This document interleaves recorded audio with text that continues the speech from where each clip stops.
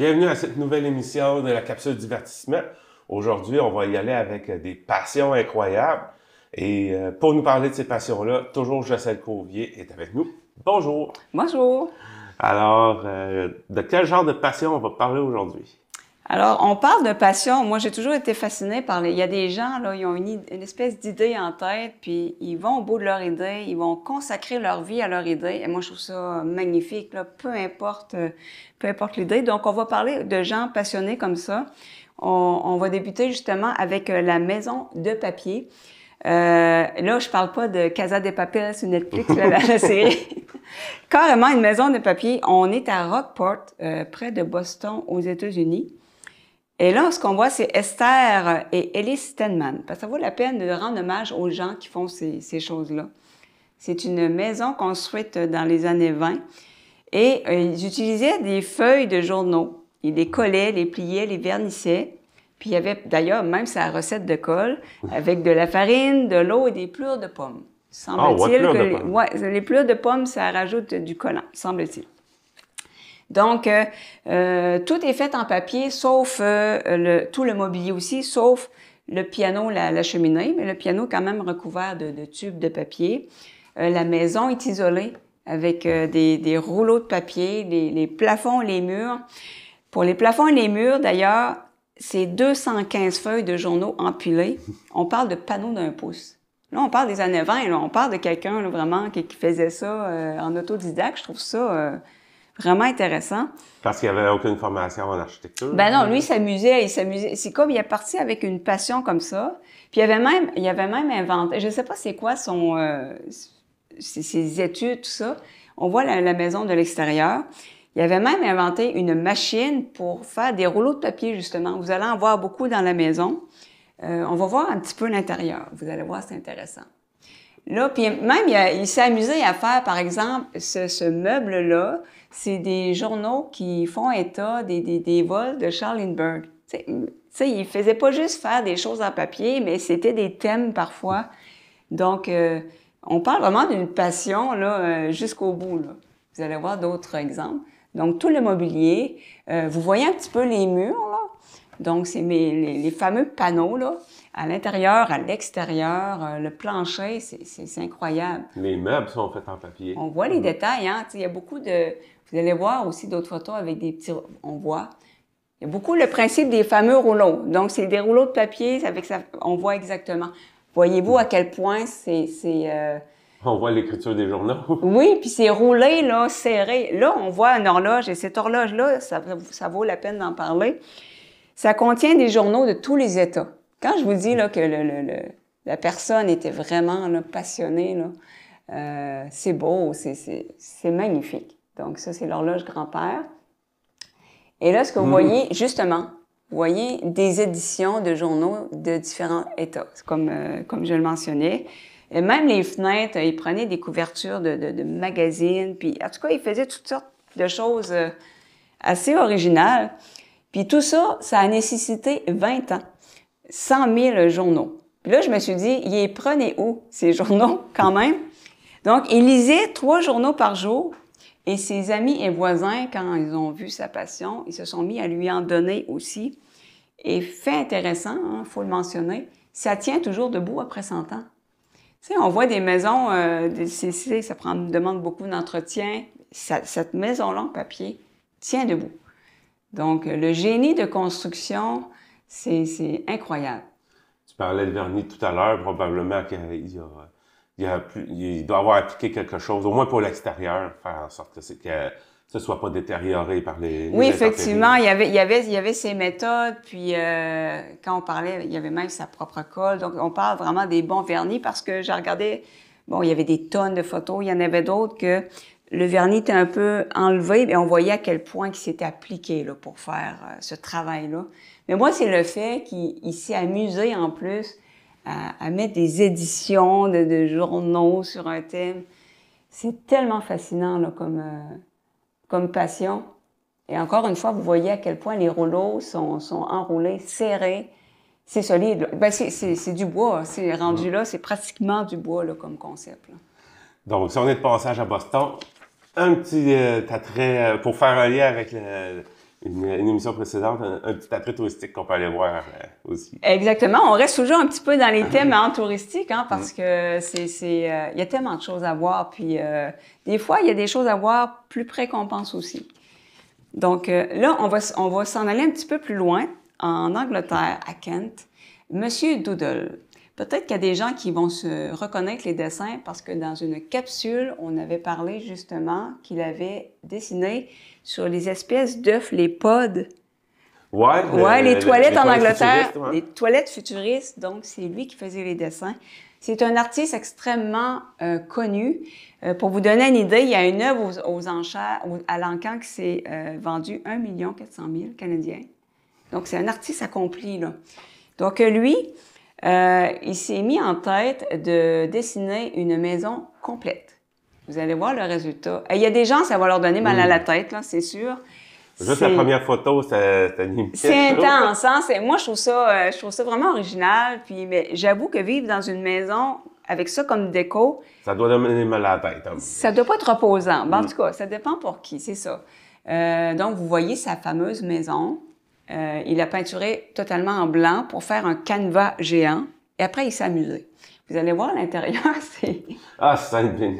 Ouais, moi, ça m'étourdirait. Mais je trouve ça magnifique, là, artistiquement. Mais pour y vivre, je pense que j'aurais mal à la tête.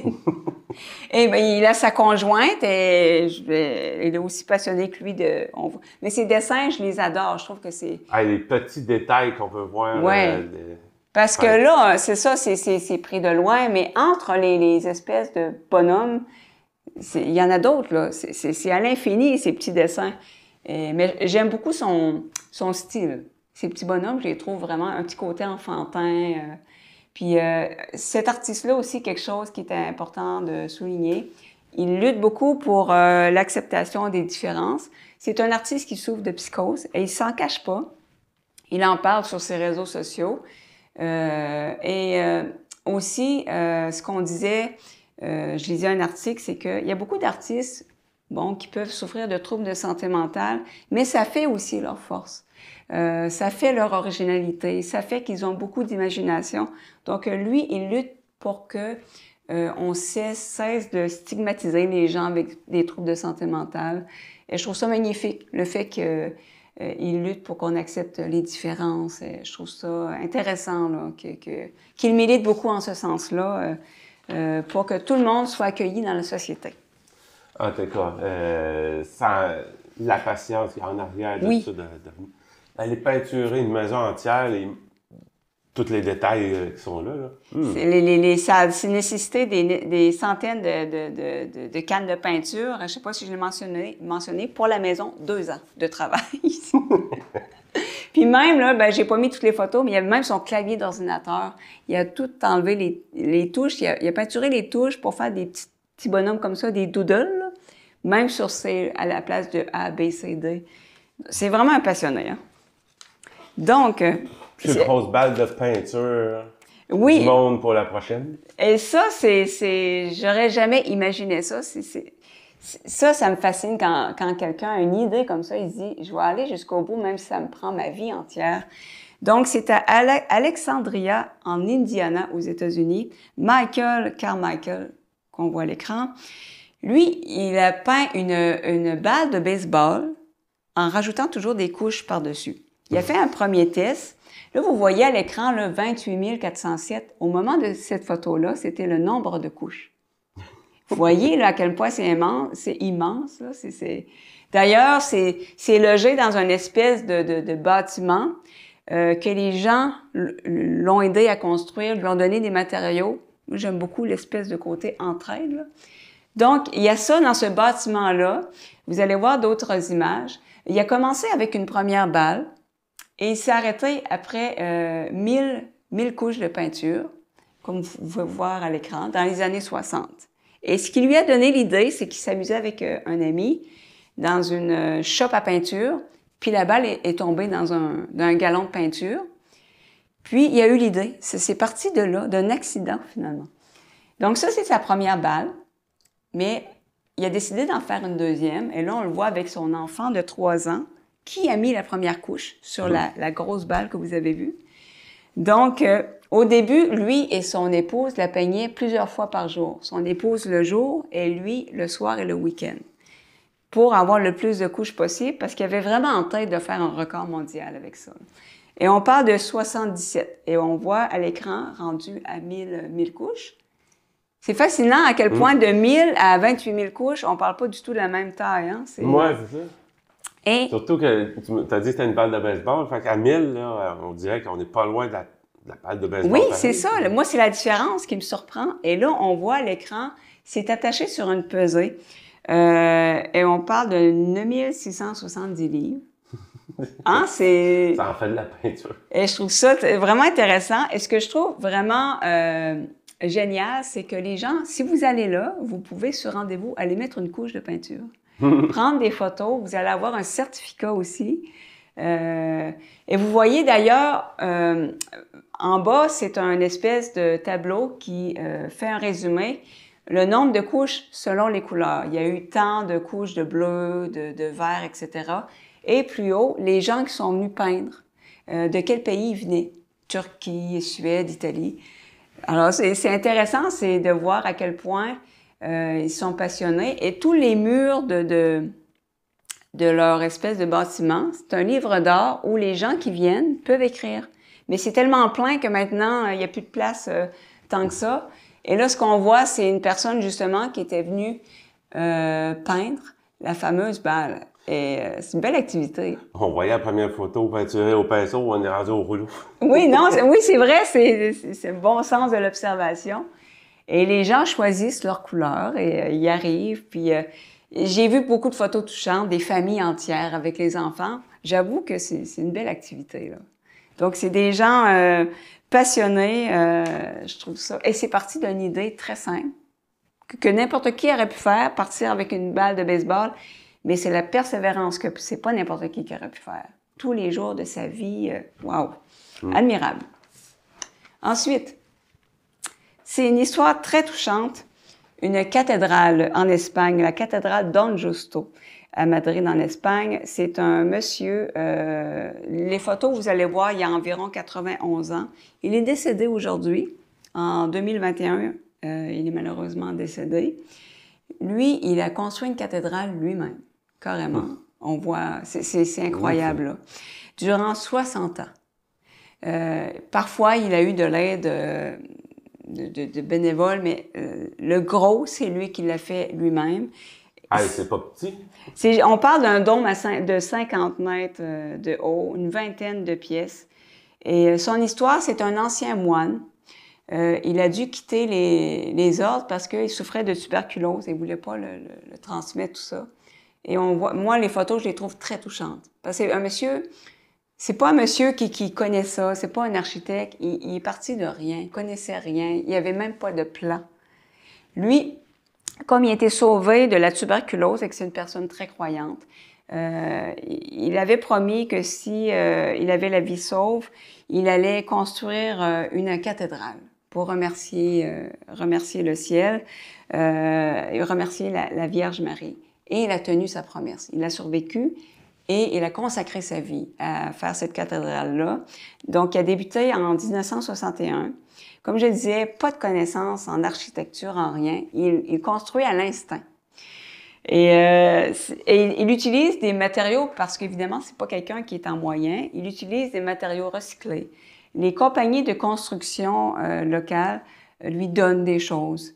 Donc, il y a eu beaucoup d'aide, mais il recycle beaucoup. Et c'est quelqu'un de très ingénieux, donc il y a des bonnes idées. Vous allez voir différentes images qui vont justement montrer cette photo-là aussi, je la trouve extrêmement touchante. Parce que quand on parle de vieillesse, souvent les gens voient ça comme une pente descendante. Et parfois, oui, c'est vrai, ça arrive, la maladie, la fatigue. Mais il ne faut pas oublier que la vieillesse aussi, ça peut être la continuité d'une passion. Il y a des gens qui vieillissent en santé, il y a des gens qui continuent de faire les choses qu'ils aiment. Et je me suis dit, ça peut encourager des gens de voir ça, de voir quelqu'un qui a été jusqu'au bout, qui, à 90 ans passés, regardez à l'écran, c'est incroyable de le voir un âge aussi avancé, plus de 90 ans dans les échafaudages. Ah, moi, ça me fascine. Je trouve cette photo-là aussi que je trouve extrêmement touchante. Donc, un monsieur qui est parti de rien. Il est parti avec une idée, une promesse, puis il a décidé, celle-là aussi, cette photo-là. Et ce qu'il faut savoir aussi, c'est qu'à l'origine, bon, il n'y avait pas de permis. Lui, il a décidé. Il a décidé, je construis une cathédrale, pas de permis, pas des autorités. Mais les autorités ont décidé de fermer les yeux, voyant à quel point il était passionné. Et aujourd'hui, c'est une attraction touristique très populaire. Et il y a un architecte qui a offert d'aider ce monsieur-là à légaliser le lieu, à le rendre sécuritaire. Et justement, il y a des gens, des ingénieurs qui ont visité l'endroit et qui étaient impressionnés à quel point ça a été construit de façon sécuritaire, solide, pour quelqu'un, là, dans le contexte, là. Donc, c'est un monsieur qui a consacré sa vie à une passion et je trouve ça admirable. Et si ça peut inspirer des gens, que vieillir, ça peut aussi rimer avec passion, avec des rêves. Alors moi, je trouve ça vraiment inspirant. Il est décédé à 91 ans. Est-ce qu'il a terminé la cathédrale avant son décès? Malheureusement, il n'a pas terminé, il n'a pas pu terminer sa cathédrale, mais ça a été légué à un organisme qui est en train de travailler à faire des peintures, à s'assurer que c'est justement sécuritaire, que les gens puissent la visiter, que les gens puissent continuer à faire des dons. Donc, les gens font des dons de charité et son œuvre se poursuit malgré son décès. Ça, je trouve ça magnifique. C'est bien de m'avoir posé la question. On a fait le tour? Effectivement. Moi, j'en aurais un à ajouter. Oh, excellent. Mais les explications ne seront pas aussi poussées que les tiennes, par exemple. Ah, mais je suis curieuse. Mais, quoique, ben, oui, c'est ça. Ce que je vais te montrer, ce que je vais montrer, c'est... as-tu entendu parler des maisons de bouteilles à l'île du Prince-Édouard? Non, j'ai jamais entendu parler. Ça a été construit par Édouard T. Arsenault en 1980. En fait, c'est 1500 jours que ça a pris à construire. 25 000 bouteilles de verre recyclées qui ont été nécessaires pour faire ça. Incroyable. Ils appellent ça les maisons de bouteilles. Dans le fond, il y a une maison de 20 par 14 pieds. Oui. Il y a aussi une taverne. Sa construction a été faite a été commencée en 82.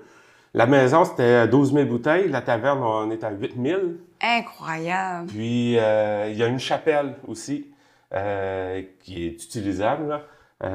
En 83, 10 000 bouteilles.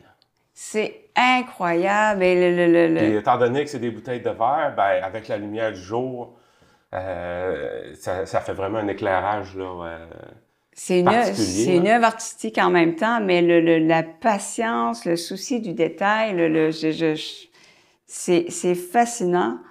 Wow! C'est la première fois que j'entends.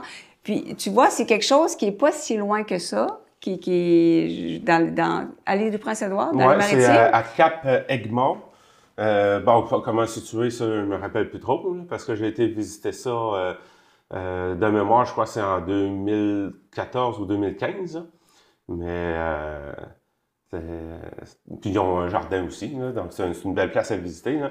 Mais ouais, pour mettre dans les passions, là. C'est de tout. Ouais, ça aurait pu être dans les attractions aussi, mais je pense que ça allait bien aussi. Mais c'est de toute beauté, puis j'adore quand je découvre quelque chose dont j'ignorais totalement l'existence. Puis c'est ce que je trouve intéressant, puis justement, t'as amené quelque chose de vraiment fascinant dans ce sens-là, c'est que des architectures originales comme ça peut être aussi des œuvres d'art. Parce que justement, tu parlais de l'effet de lumière, tout ça, c'est que ça devient en même temps une œuvre d'art. C'est fascinant. Moi, c'est ce que j'adore des gens qui vont mettre tellement de temps et de passion. Ils ont leur concept dans leur tête, ils ont leur idée, puis ils vont aller jusqu'au bout. Moi, je suis admirative des gens qui font ça. Et je suis vraiment contente de savoir ça parce que si je vais dans le coin, c'est sûr que je vais aller visiter ça parce que c'est magnifique de toute beauté. J'avais aidé à aller visiter aussi la maison le site de Anne la Maison Pinot Vert, mais là, ça n'avait pas été à donner. Ah oui, c'est vrai, il y a ça aussi dans le coin. Il y a plusieurs choses, en fait, que j'avais voulu visiter puis que ça n'a pas donné. Là. Il y a beaucoup de choses à voir sur le trajet là, au Nouveau-Brunswick, en Acadie. Là. Mais mettons qu'il y avait une contrainte de temps. Là. Mais ça, c'est un erreur que j'avais été voir, puis je voulais partager ça. Là. Ah, ben c'est intéressant. Ben, les Maritimes, moi, j'ai surtout été en Nouvelle-Écosse. Mais les Maritimes, c'est magnifique. Je trouve que ça ressemble un peu à la Gaspésie dans les paysages.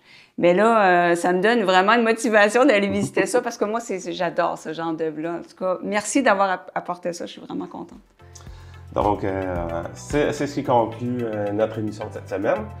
Alors, merci beaucoup et on se revoit pour une autre émission. Ben, merci à toi et on va revenir bientôt.